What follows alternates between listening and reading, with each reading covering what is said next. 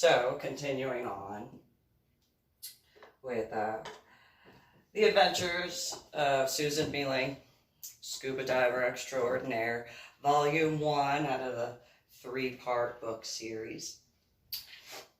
You can go to my website, www.susanmeeling.com. I have the links of the books that I wrote that you can purchase online. As well as you can see all the different stuff I've done. And read the ornery PSA.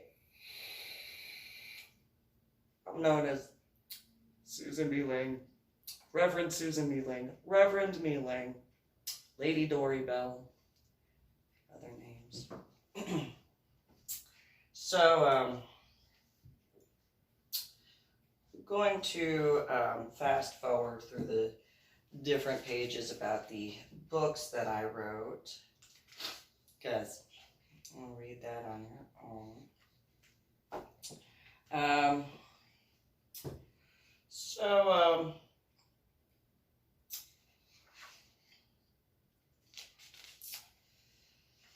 Let's see. I did go to, I know it's PUYULLAP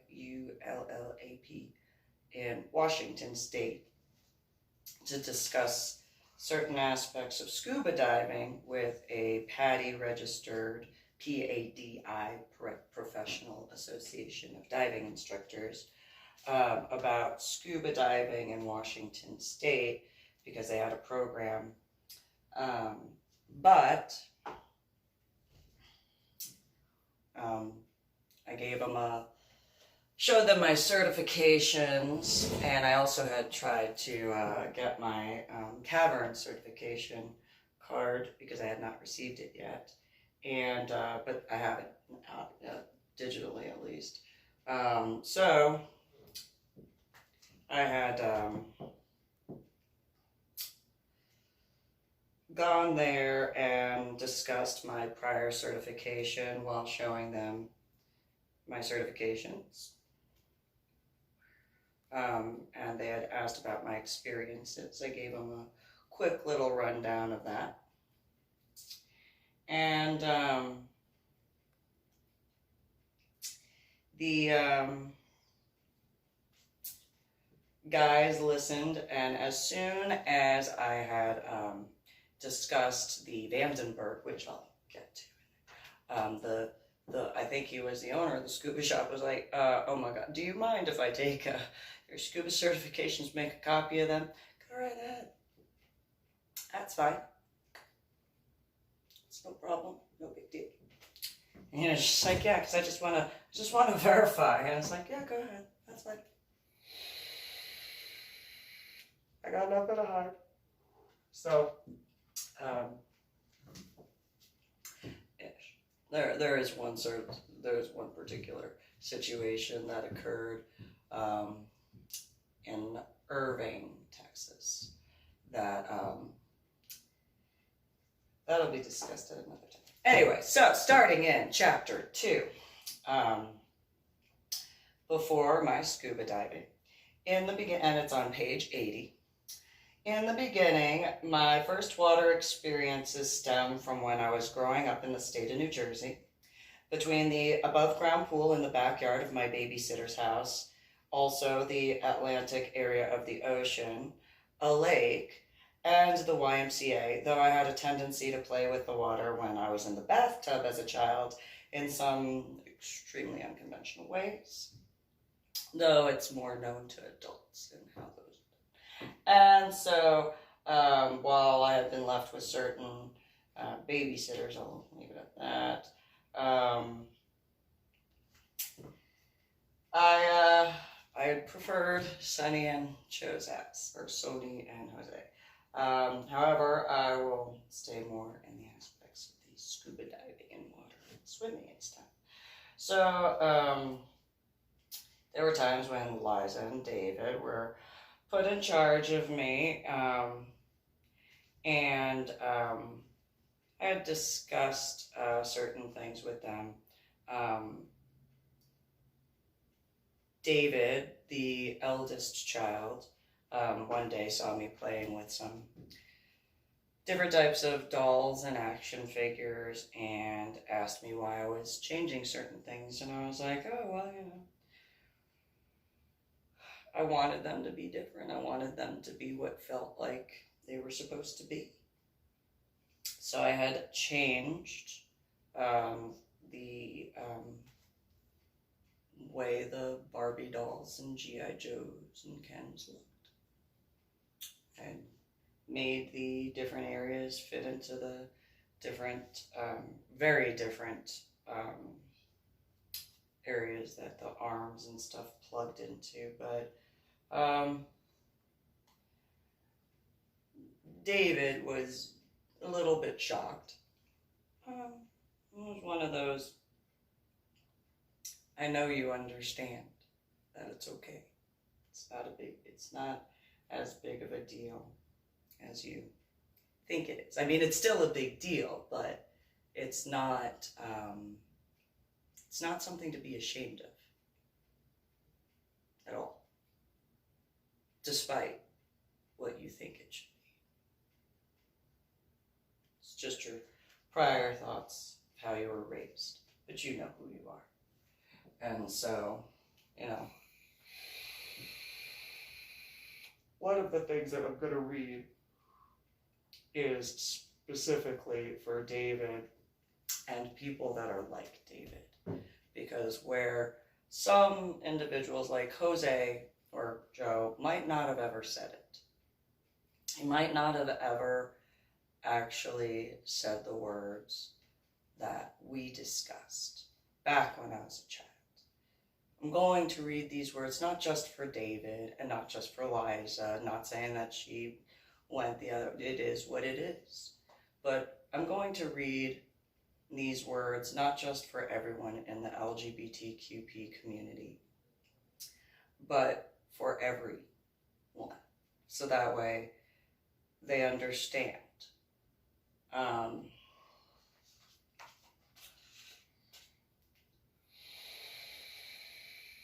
That while in certain cultures it might not always be as accepted, at least back in the 80s and 90s compared to now in 2020. So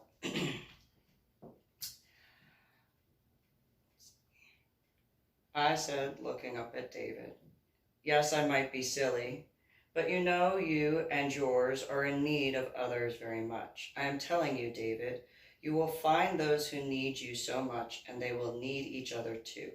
I know I'm just a child right now, but you know I am accurate. A few years went by from that time, and I went with my biological sister, to Sony and Joe's house after Liza went to college and David had moved to New York, running over to Joe or Jose. I asked, Jose, is David going for that Windows display?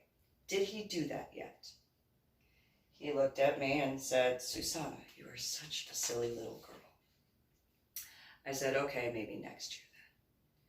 Whatever year in the middle 1990s, just a bit of time after that time of going to Sonny and Joe's house, Joe or Jose called me down the stairs to the area where he usually watched television, with Major, the parrot, dancing on top of the bird cage after Sony had given me a big hug. As Jose said, Susanna, come here right now. For those who know, Sonny and Joe had rescued parrots, and Major was his favorite bird.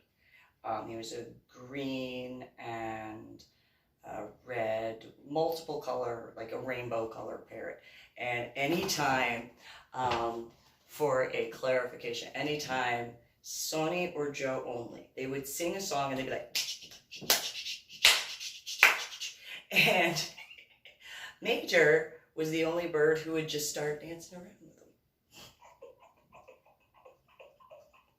He'd fluff up his little poofy chest and shake his little tail feathers and just be like, and over time they taught him how to sing. So, I ran down the stairs and then turned the corner to run down those stairs because the way it was set up in that house, where Joe's chair was, or Jose, as he pulled me onto the arm of his chair and said, "When did you ask me about a window and David?" I shrugged my shoulders as he said, "Well, you were right. He did that, and I am so proud of him. You know he won, right?" I smiled. "I knew he would. And you just wait. He's going to shock you with what he comes up with." Jose smiled and wiped a tear away, saying, "You don't know how hard it is for me to say this, but I am proud of him." I said, "You know you should tell him that. He really needs to hear that from you. He is so unsure of himself, even though he won.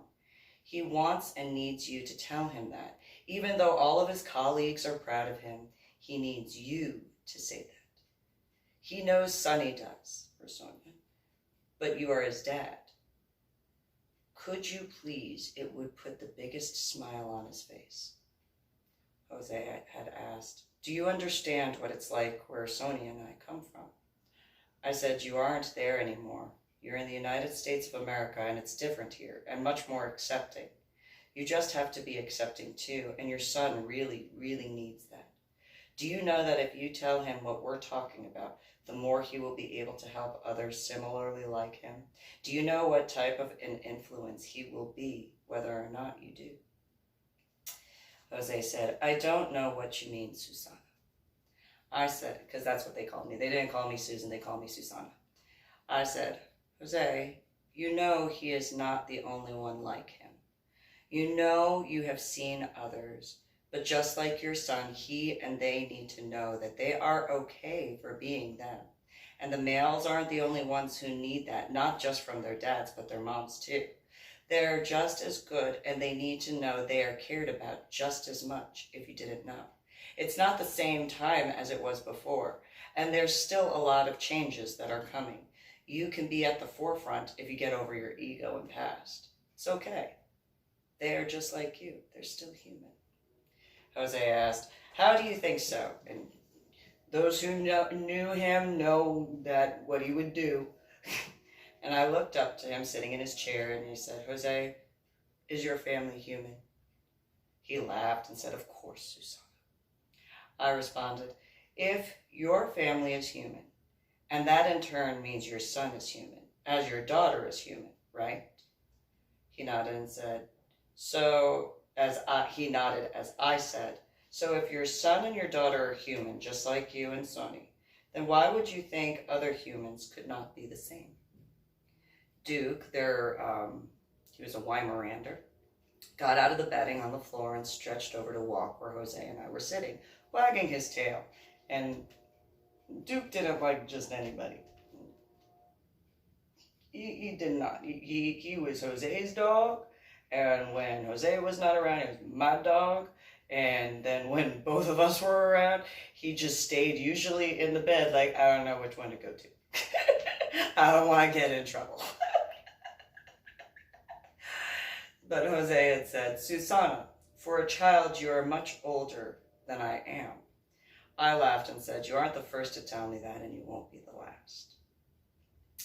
When at the house of Sonny or Sonia and Joe's, also known as Joe or Jose, whether or not David and Liza, their children, were at home or at school, I was able to go swimming at random times in the above-ground pool, which was in an octagon shape.